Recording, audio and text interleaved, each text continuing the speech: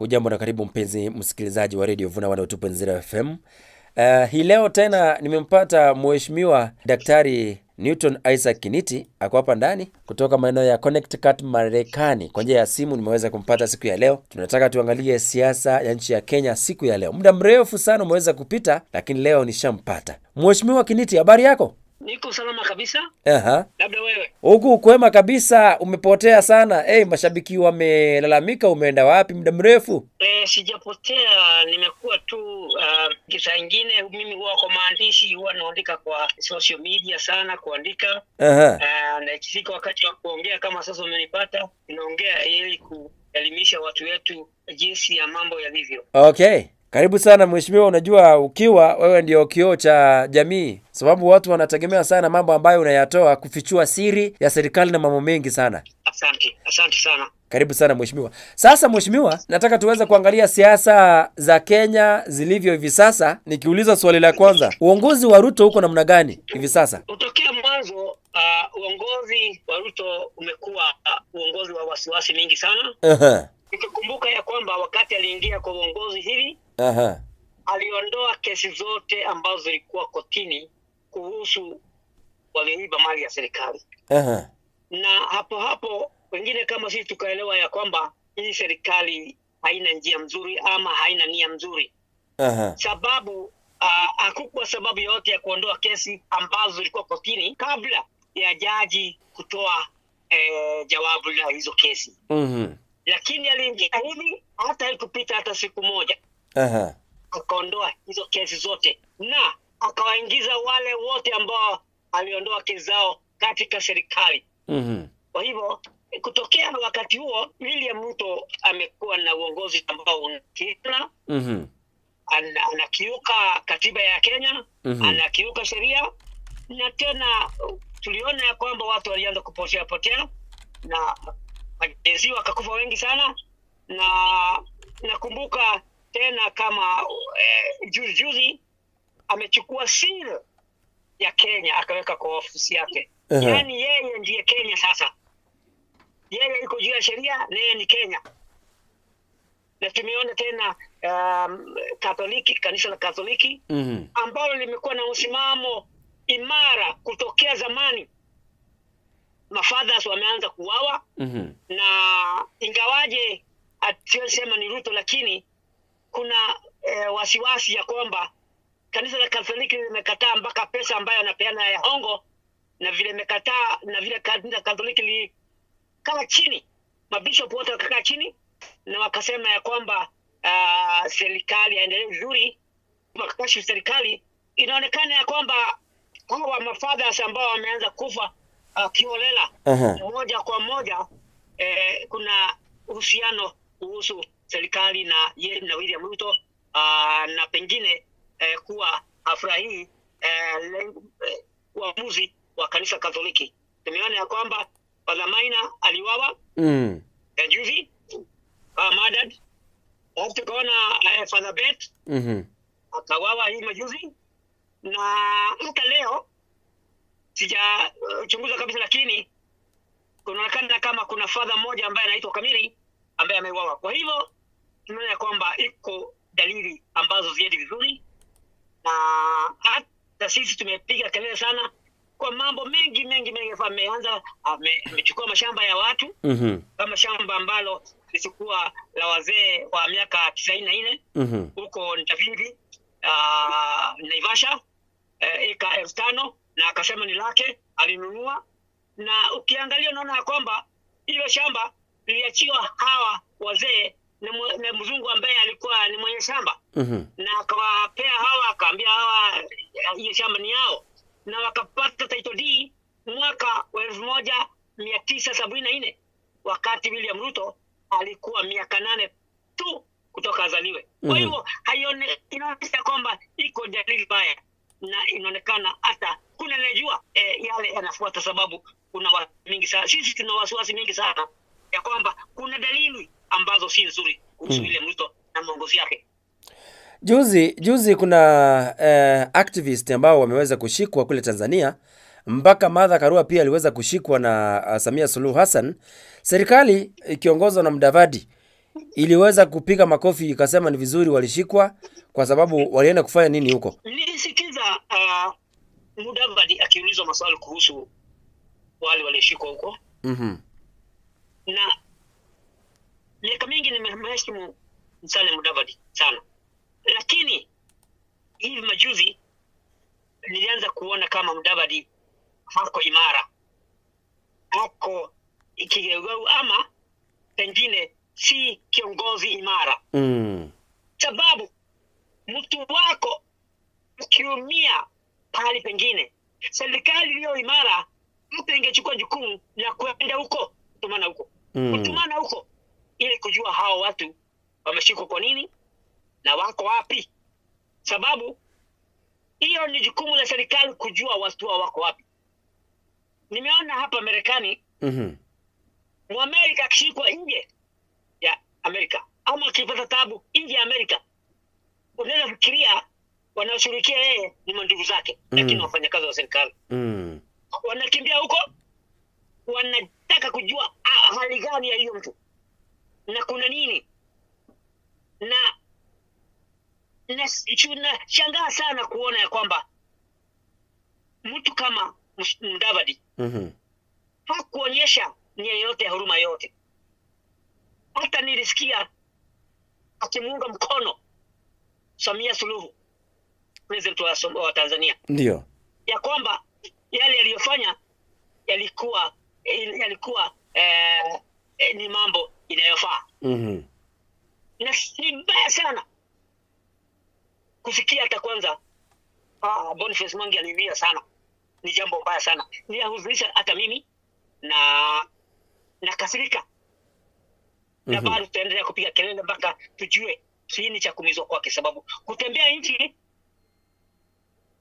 ikiwa umefanya makosa unapelekwa kotini.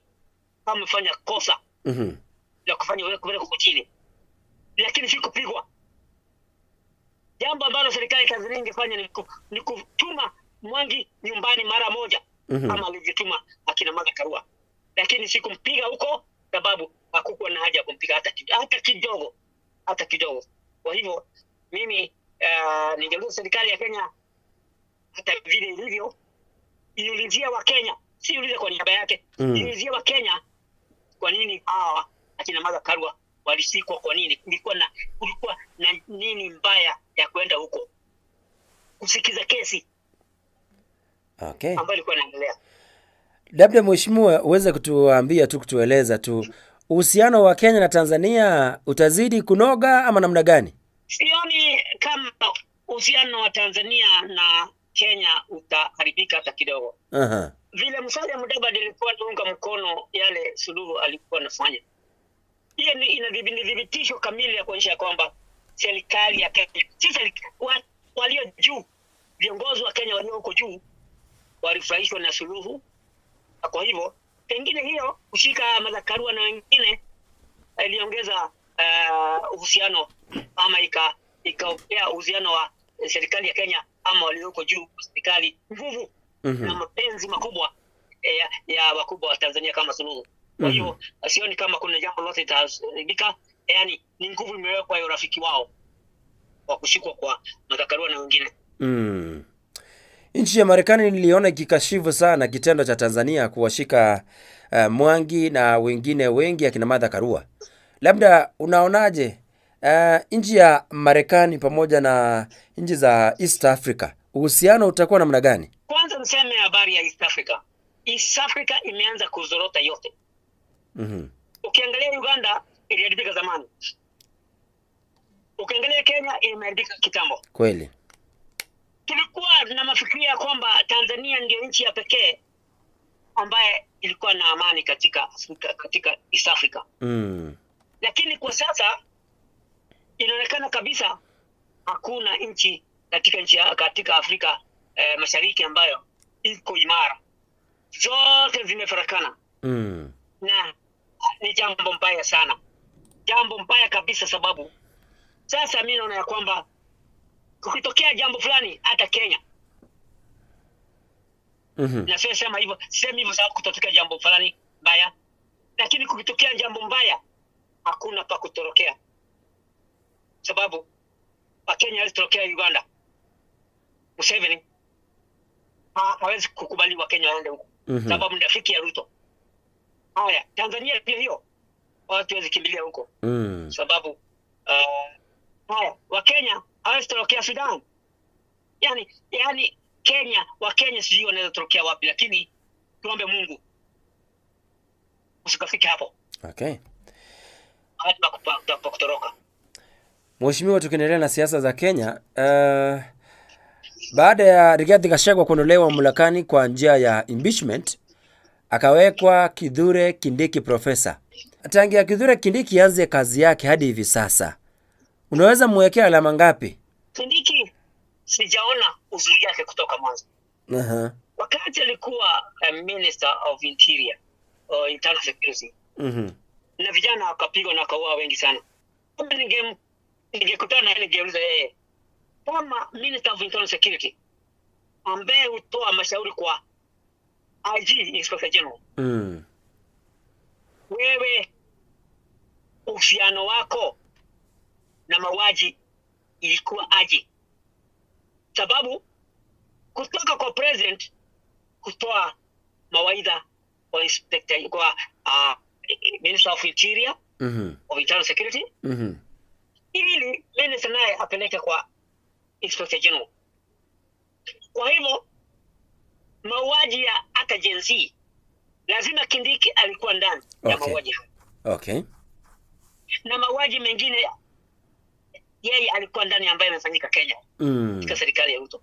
Kwa hivyo sema ya kwamba Kindiki ako na alama nyingine imepanda juu ama imekuja chini. Yeye amekuwa ni yule Kindiki yule aliyekuwa ako wakati ya mauaji ya majenzi. Kwa hivyo hajageuka kwa mzuri. Pengine kama ni kugeuka amekuwa mbaya, sababu yeye kwa sasa akiwa DP anafahamu vile our fathers wanauawa kama wameuawa kiserikali. Vile mimi naamini ya kwamba wanauawa kiserikali, lazima hata yeye anajua. Na sasa amefanya nini? Ama anagojea wakati ambao watakosana na William Ruto atolewe kiti na tupo nje, ndio ataanza kulaumu serikali kusema ya kwamba hata alijua iko watu waliuawa, anajua serikali ni mbaya. Sababu sana mimi naona wengi ambao wako ndani ya serikali hawaneni chochote. Ingawaje wanangojea mpaka waondolewe viti ndio wanene. Wachache tu ndio unena. Kama Daniel wa Mushomba, kama dada mwingine kutoka huko Nyanza. Na watu wengine kama Margaret Nyakango. Budget controller. Na wengine kama Auditor General Nancy Gadongo. Wanapiga kelele wakiwa ndani ya serikali. Lakini wengine wa siasa mimi naona wanagoja mpaka watolewe ama wakosane na viongozi wengine. Ndio wakitoka nje ndio mdomo unakuwa kubwa sana. Serikali ni mbaya. Na kwa nini wewe wanakaa kwa serikali ambayo ni mbaya? Mtu mzuri yule ambaye akiona serikali ni mbaya na haitaki anajizuru. Mwingine mzuri yule anajizuru na anapiga kelele. Mwingine mzuri yule anapiga kelele akiwa ndani ya serikali. Huyo ni mzuri zaidi sababu yeye anashutumu serikali na pia anaitoa mawaidha. Kweli. Yaani anatoa advice kwa serikali, ananiambia fanya hivi fanya hivi. Kwa hivyo hawa ndio watu ni wazuri. Lakini wengine wala kukoja mpaka watolewe ama wakosane wengine.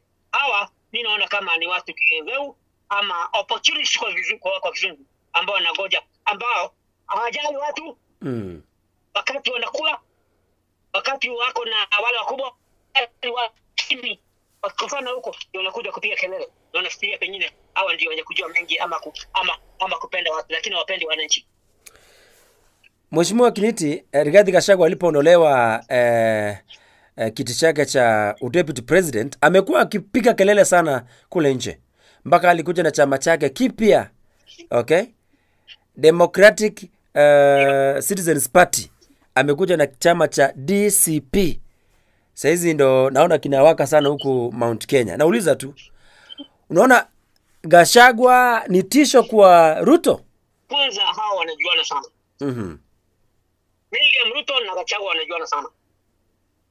Lakini kama ninavyojua ya kwamba uchaguzi wa 2027 umeisha kuisha.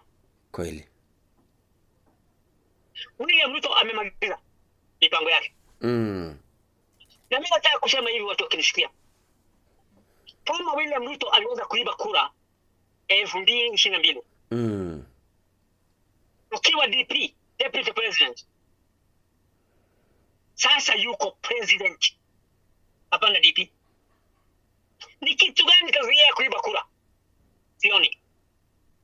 Na mimi mafikiri yangu ni ya kwamba hata kama Rachel Ruto akataa kupigia William Ruto kura, yaani kura debe yake iwe kura ni moja tu ya William Ruto, hata bibi yake hajapigia kura, hata mtoto yake, bado atatangazwa kuwa ndiye mshindi. Okay. Na Wakenya nisikie vizuri, bado yeye atakuwa ametangazwa kama mshindi. Na hiyo ndio inaweka mimi hofu kubwa sana. Sababu hiyo inaweza leta vifo ya Wakenya wengi sana. Sababu Wakenya watakataa. Na sababu Ruto anatawala na bunduki, utawala wake na bunduki, atawaua watu wengi sana. Watu wengi sana. Damu itamwagika mingi sana. Na hiyo ndio huzuni yangu. Na hata mimi saa nyingine sipati uzingizi wa kufikiria. Sababu vile namjua Ruto mwenyewe na vile amepanga, itakuwa pengine uchaguzi ambao utakuwa na historia mbaya sana kwa Kenya. Miaka mingi itakuja watu watakuwa naongea habari ya historia ya uchaguzi wa 2027. Kwa hivyo Gachagua na chama chake si ati ya kwamba hata ameanza chama ndio aweze kufaulu kuongoza. Sana sana wengi katika Kenya wanaanza vyama ili wawe na uwezo wa kutambulika, na wawe na uwezo wa kuingia katika coalitions. Sababu kila mwaka kuna coalitions mpya. Za zamani zinatupwa, zinawekwa zingine mpya. Kila mwaka.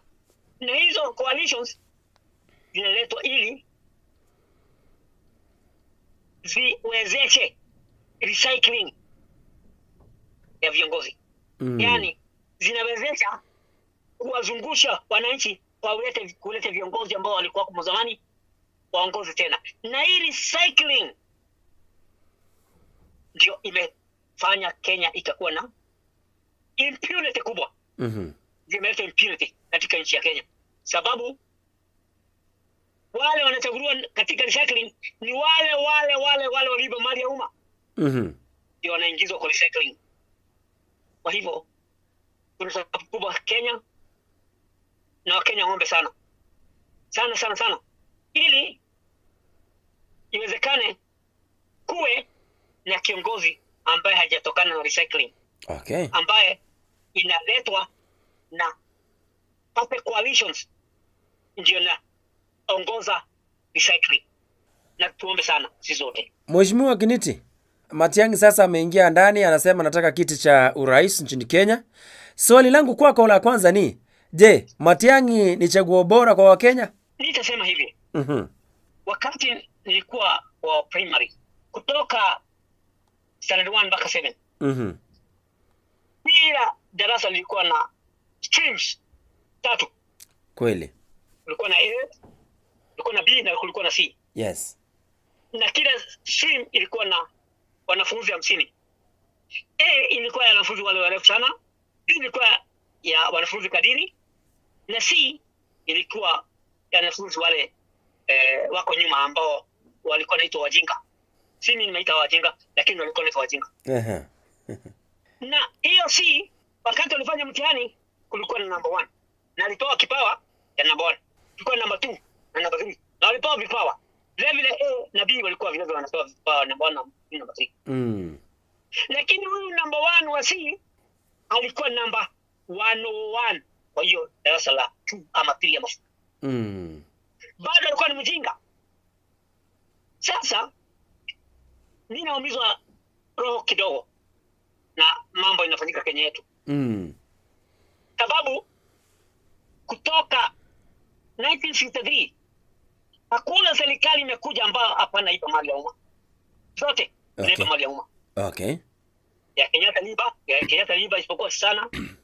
Ya Moi kaiba zaidi. Ya Kibaki ilikuwa naiba lakini hapana sana kama zingine. Ya Uhuru kaiba. Sasa tuna serikali ambayo imeiba kabisa bila huruma ya William Ruto. Na Kenya, ukiuliza Mkenya anasema tunataka kiongozi ambaye iko na experience. Yaani experience yao ni wale wamekuwa kwa bunge. Ndio ile experience. Mimi ndio hivi. Na ningependa mtu ambaye anajibu mimi. Kama serikali hizo zote zimekuwa za wizi wa umma, wa mali ya umma, ujuzi ambao unatoa huko wewe unaweza kutoa huko ni gani? Si ni ujuzi ya kuiba mali ya umma? Ama aje? Experience gani nyingine? Experience ni vile inafanyika katika serikali ambayo imekuwa ndani. Kwa hivyo ningesema hivi. Matiang'i amekuwa kwa serikali ya Uhuru Kenyatta. Yes. Na ujuzi ambao watu wameona hapo naye sijui ilikuwa imepotea wapi, ambaye hangetumia kusaidia rafiki yake Uhuru Kenyatta aongoze vizuri. Wakenya wafikirie sana kabisa. Sababu hawa Wakenya ndio wanazuia kiongozi Mungu aliye naye. Kweli. Mungu yuko na kiongozi. Kweli. Si vile Wakristiano na Waislamu wanasema Mungu shuka uje utafutie si kiongozi. Mungu kuja wekee mafuta kiongozi. Hapana. Mungu alifahamu tabu ya Kenya zamani sana. Pengine alifahamu kiongozi wa Kenya pia Jomo Kenyatta. Wakati Jomo Kenyatta aliua JM, wakati Jomo Kenyatta aliua wale freedom fighters kutoka msituni akaoa wote. Wakati Jomo Kenyatta aliua Agnes Kodek na pia Gama Pinto, pengine hapo ndio Mungu alichagua kiongozi akiwa pengine mtoto mdogo. Nani anajua? Na kambariki kama vile angariki Daudi akiwa mdogo. Pengine alibariki kiongozi akiwa mchanga kabisa ya kuzaliwa. Kwa hivyo nini jambo ambalo ningeuliza wa Kenya, Wakristo na Waislamu, waandae kwa fikira mtu yoyote ambao ako kwa fikira yao. Na waambie Mungu tunajua ulijua tabu ya Kenya zamani sana. Kweli. Ulifahamu hizi tabu zamani sana. Na Mungu tulijua ya kwamba ulifanya mpango ya kuisaidia Kenya wakati moja. Ewe Mungu, tumeondoa yoyote kwa fikra zetu. Tuletee huyo kiongozi sasa. Macho yetu hayoni, tuletee. Sababu watu wakiwa hawana unyenyekevu ya kukubali kiongozi wa Mungu hawezi leta kiongozi yake auawe. Kweli. Mimi naambia watu wale wasikiza wazi. Sababu anaweza leta yeye na auawe vile Yesu aliuawa. Amlete na auawe. Hawezi kubali. Mpaka watu wafike kiwango ya roho zao zinaweza kubali kiongozi ambaye ametokana na Mungu. Hapo ndipo Mungu ataleta kiongozi ambaye ako naye. Lakini si kiongozi Mungu anakuja kumleta sababu watu wamelia Mungu shuka. Hapana. Ni kiongozi ambaye Mungu mwenyewe, kama vile yeye mwenyewe Mungu alijiamulia kumchagua Daudi. Na akamwekea mafuta akiwa mtoto kutoka msituni kuchunga mbuzi. Vile vile Mungu alichagua kiongozi wa Kenya zamani. Lakini Kenya japo kidogo. Sababu hebu nikuulize kidogo ama lile yenye kusikia. Ulisikiza. Kama Mungu angeleta kiongozi wakati kulikuwa na nyimbo za tuokira tena. Tuokira tena. Akienda kuchagua Ruto. Angeweza kufaulu kweli? Angeuawa. Sababu watu walikuwa wamekata kauli. Ya kwamba Ruto ndio amechaguliwa na Mungu. Kweli. Walikuwa wamekata kauli hakuna mwingine. Kwa hivyo Mungu haisifanya makosa ya kuleta kiongozi au wawe. Na mimi nawaomba wote, Wakenya wote waombe, waambie Mungu, hebu Mungu tumeserenda, wainua mikono juu. Waache habari ya kuona nani. Waseme Mungu ndiye kiongozi ambaye tunaye, ambaye tunajua kwa zamani unakaa naye sababu tutakubali. Wakubali na Mungu ataokoa Kenya mara moja. Hata kama leo watu watainua mikono, Mungu anataka kiongozi kesho Kenya. Okay. Naongoza vizuri. Mheshimiwa Kiniti, unamuonaje Kalonzo Musyoka? Kalonzo Musyoka sasa akisema tuseme anataka kuulizia kiti yake ya urais kupitia Wiper. Kalonzo Musyoka kwa sasa unamuonaje? Kuna Kalonzo, kuna Martha Karua, kuna Eugene Wamalwa. Sema iko kiongozi mbaya. Hata sisema Matiang'i ni mbaya. Hata sisema kiongozi mbaya. Lakini huwezi chukua mbegu ya mahindi upande alafu ugoje maharagwe. Hapana, haitakuja maharagwe. Lazima ikuwe mahindi. Huwezi panda mbegu ya viazi alafu unangoja ndizi. Ndizi. Utakula ndizi? Hakuna. Utakula viazi. Kweli. Kwa hivyo kama hawa viongozi wamezaliwa na zile serikali ambazo ziliharibu Kenya, hawa wote unauliza maswali yao, walizaliwa na serikali ambazo zimeharibu Kenya, sifikiri watakuja kutoa mazao mengine isipokuwa yale walikuwa nayo huko. Kwa hivyo mimi nasema hivi, watu waombe Mungu na ako na viongozi ambao watakuja ongoza Kenya mzuri. Na kama hawa wangekuwa viongozi ambao Mungu amechagua, wangekuwa wametengeneza hizo serikali walikuwa ndani zamani. Hizo serikali walikuwa ndani alikuwa ametengeneza, lakini walitengeneza. Sisemi ni wabaya, lakini sioni vile Mungu angekosa kupata mtu mwema ili arudi kwa recycling vile Wakenya wanafaa wana desturi hiyo ya recycling. Hapana, Mungu watu waombe sana, watapata viongozi kutoka na Mungu, lakini waweke roho zao tayari kwa mkuu viongozi kutoka kwa Mungu. Kweli. Dalili, Mungu atakuja na dalili. Kweli. Mungu huja na dalili. Kweli. Kwanza kabla hajatoa kiongozi atakuwa na dalili ambazo watu utaona. Lakini waombe hekima ya kiakili ili watambue hizo dalili, sababu kama hawana hekima hawatatambua hizo dalili na hiyo itakuwa ni kikwazo kingine. Kwa hiyo waombe hekima kutoka kwa Mungu na kufungua hawa macho ya roho na macho hii yetu, ili Mungu anapotoa kiongozi na dalili yake wataona huyu ni mwingine. Kwa hivyo huyu ni wa Mungu na watu wataokoka na Kenya itakuwa nzuri. Okay. Sasa Mheshimiwa Gachagua, Matiang'i, Kalonzo, Karua, Eugene Wamalwa wameingia kwa coalition. Hii coalition yao itawezana Ruto kweli? Kumekuwa na opposition miaka yote. Kweli. Na hata 2022 kulikuwa na opposition. Miaka yote kumekuwa na opposition. Na ni vizuri kuwa na opposition sababu inatingiza serikali kidogo. Kweli. Lakini nataka kusema hivi, utawala wa William Ruto ni utawala wa mabavu. Ni utawala wa bunduki. Ni utawala usio na huruma na mioyo ya watu. Na sisemi itakuwa, lakini inaweza kwenda mpaka ikue ya kwamba Ruto hatatoka kwa utawala, atatumia silaha, mabunduki kukaa kwa uongozi na nguvu. Kwa hivyo itaweza fika wakati Ruto ataondolewa na hiyo nguvu kama hiyo. Aidha ataondolewa na bunduki ama ataondolewa na njia zingine, sababu Gen Z ya Kenya ambao mimi nawashukuru sana walifahamu kuchukua serikali. Na mimi nasema Gen Z wa Kenya walifahamu kuchukua serikali. Wakati unachukua bunge umechukua serikali. Kweli.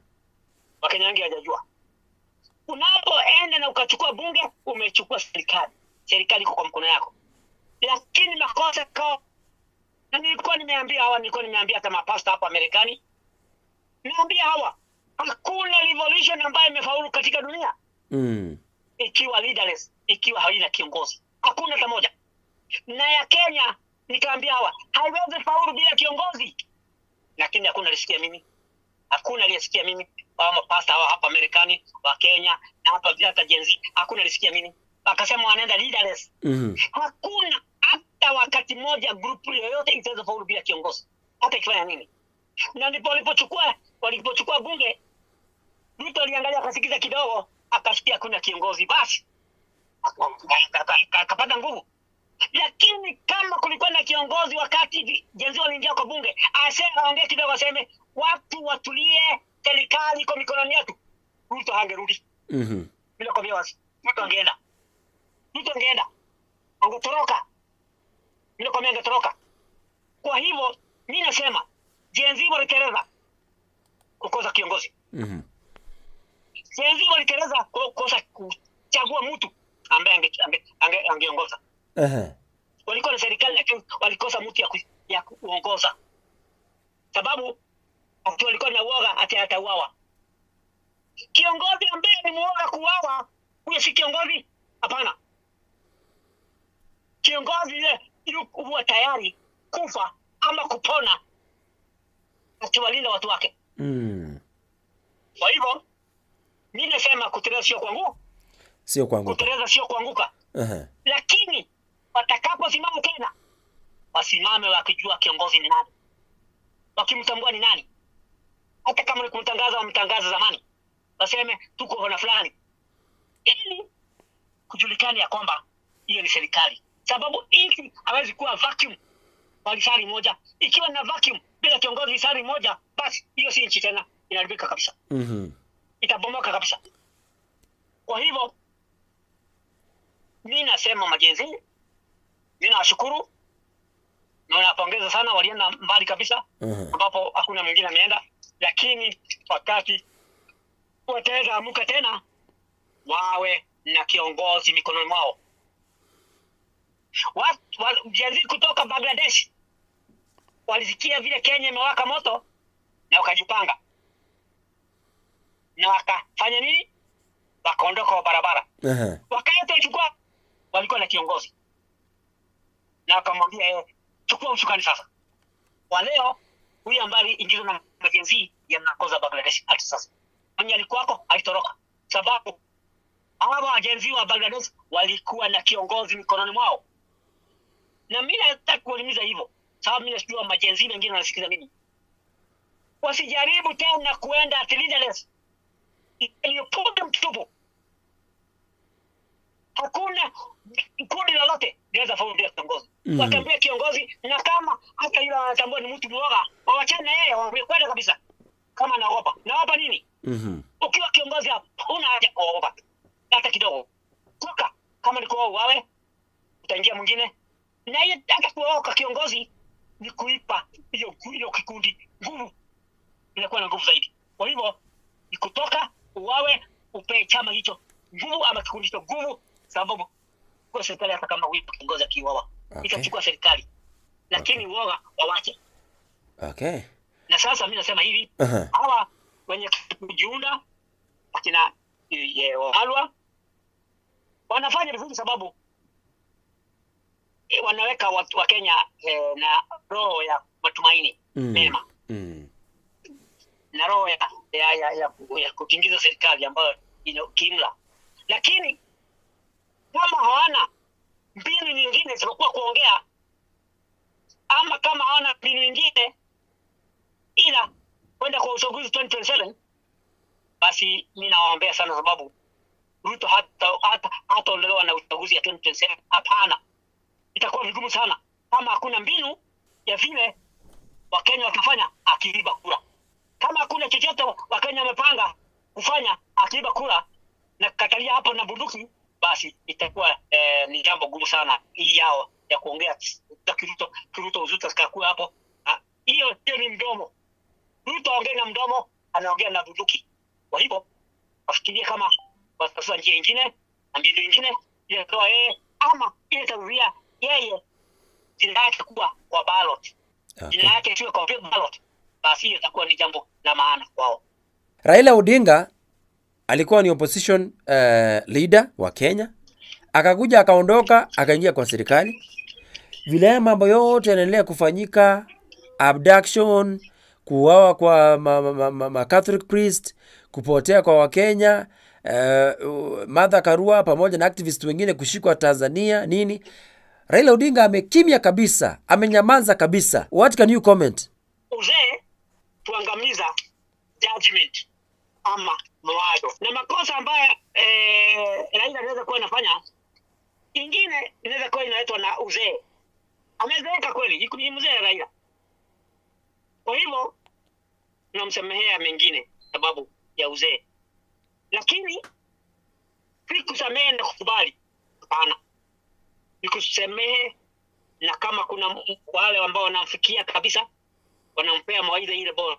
Kenya, hata mimi mwenyewe najiomba ya kwamba si mzuri kufuata Raila Odinga ukifunga macho. Hapana. Sababu itahitajika umshike mkono umwonyeshe njia. Sasa yeye anakuwa ni ya kufuata mwingine. Yaani aonyeshe njia. Sababu atapotea, sababu macho hayoni vizuri. Si macho hii tuko naye. Macho ya akili imeanza kupunguka. Si kwa ubaya yake, lakini miaka ikienda sana, kila mtu huumia kiubongo kidogo. Na mawazo na judgment inakuwa hapana laini. Sababu kwenda kwa Ruto alikuwa jambo zuri. Lilimharibia sifa kwa kiwango fulani. Percentage fulani ya sifa zake ziliondoka. Na kurudisha sifa kama ziliondoka huwa ni ngumu kidogo. Haizirudi kama vile ilikuwa zamani. Hapana. Sababu matendo hiyo ambayo alifanya pengine kwa kuwa kwa uzee pengine itamletea taabu kwa kuweza kushawishi watu wamfuate vile walikuwa wanafuata zamani. Itakuwa ni vigumu kidogo. Lakini waje hata kama ni kwako kwa sasa vile mimi nimerefuka, mimi sioni kama iko chochote kitazuia Ruto kuiba kura 2027. Amepanga yote. Amepanga kuiba kura. Amemaliza. Kwa jeshi amemaliza. Mtu wa mwisho kumaliza kwa jeshi ni Ogolla. Kabla ya Ogolla kufua na helikopta, kulikuwa na helikopta 5 za jeshi zilikuwa zimeangushwa. Na Wakenya hawajui. Alikuwa anaangushwa bila watu ndani, ilikuwa na watu ndani. Kwa hivyo pande ya jeshi amemaliza. Pale bado hajamaliza kabisa ni pande ya judiciary. Lakini hata hiyo atamaliza yote. Kabla 27 atakuwa amemaliza kabisa. Na hata pengine kuua wengine ndani ya judiciary. Wengine watakufa. Wale Supreme Court judges. Iko wengine watakuwa wamekufa kabla ya 27. Mimi naangalia hivi niona ili kwa wengine watakuwa wameuawa na Ruto kabla ya 27 ama kuondolewa hapo. Kwa kiti cha kuwa bajaji wa koti kuu ya Kenya, Supreme Court. Wengine watakuwa wameuawa ama wamefutwa kazi. Sababu hizo ndizo laini na nani Ruto anaangalia. Wanajeshi na judiciary. Na IBC. Na sasa wanaangalia kwamba IBC ni kama anamaliza sasa. Iko kwa kiwango cha mwisho cha kuweka ABC tayari kwa mpango yake. Ameweka watu ambao wanataka. Kwa hivyo kama mbaki ni kidogo sana. Haitayarishe kwa 27 kuchaguliwa ama kubandikwa ama kuiba kura awe kiongozi wa Kenya 2027. Okay. Sawa sawa, asante sana mheshimiwa Daktari Isaac Newton Kiniti. Labda Kiniti, neno lako la mwisho ni lipi kwa Wakenya wote wanaosikiza Radio Vuna asubuhi ya leo? Mimi neno langu ni hili kwa Kenya. Watengeneze maombi yao. Wakenya watengeneze maombi yao. Maombi yao kwa miaka mingi haijakuwa maombi safi. Kweli. Sababu huwezi kuja niambia nifanye hivi na niambie yale mambo vile. Nitarudia tena. Mungu wa Kenya alijua matatizo ya Kenya zamani sana. Kabla sisi kujua ya kwamba kuna taabu, alijua. Nitarudia tena. Mungu alipanga kuisaidia Kenya kuondoka kwa hii taabu. Aisha chagua mtu zamani ya kuendesha Kenya mzuri. Zamani sana. Miaka mingi, pengine miaka 50, pengine miaka 60 ikisha. Kama ako mtoto kidogo amezaliwa hivi, mtoto anazaliwa kama leo, pengine Mungu alitangaza aliwekea mafuta kidogo. Na kile kinahitajika sasa ni kuambia Mungu, tupatie kiongozi yako ambaye uko naye. Tupatie kiongozi. Na mimi naambia umati ambao unasikiza sasa leo, Radio Vuna. Yes. Kiongozi wa Mungu, sababu lazima awe kiongozi shujaa na ambaye yuko na ujasiri. Kweli. Akiingia katika nchi ya Kenya kwa mwaka 2, ufisadi ambao ndio mama ya ukabila, ndio ni mama na baba ya tabia mashamba. Kwa muda wa miaka 2 itakuwa ni historia. Kweli. Tutakuwa nasema kuna ufisadi, kulikuwa na tabia mashamba, kulikuwa na, itakuwa imekwisha. Kweli. Sababu kumaliza ufisadi Kenya ni jambo rahisi sana, lakini watu wanafanya gumu sababu ya uoga. Mimi naambia wananchi wa Kenya, ufisadi utakwisha wakati wale wako juu wanaiba mabilioni, wakati watashikwa na kushtakiwa na kufungwa jela miaka mingi. Ufisadi utakwisha wakati ile mali imeibiwa iko nje itarudishwa Kenya. Na ni matrilioni ya pesa mingi sana ambayo itaweza lipa madeni yote ambayo Kenya iko naye. Baki mingi sana ya kuendesha Kenya. Kwa hivyo naomba watengeneze maombi yao, waombe Mungu alete kiongozi ambaye yuko naye. Sababu mimi naamini kwa roho yangu Mungu yuko na kiongozi, na si wale ambao tunaona macho yetu. Hapana. Sababu Mungu lazima afiche kiongozi yake kutokana na kuuawa.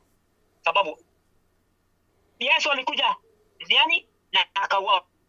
Vile vile Mungu akileta kiongozi yake bila kuchunga ataweza uawa. Kwa hivyo mimi naomba Wakenya waombe sana, sababu wakiomba zuri na kukubalia Mungu pale Kenya, sababu Mungu tawala na mafikra na mawaidha ya Mungu. Mimi nasema Mungu akubali Mungu akuje tawala Kenya itakuwa shwari kabisa.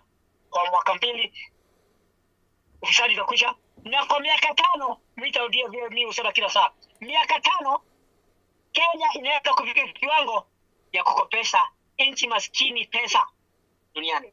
Kweli. Miaka 5 iwe tayari, iwe na uwezo na ujuzi ya kukopesha pesa nje.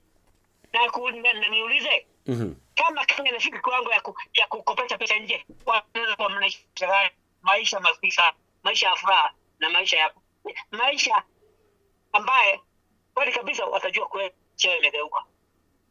Na mimi nataka kusema Mungu awabariki watu wetu wa Kenya, na Mungu awabariki Kenya yote. Asante.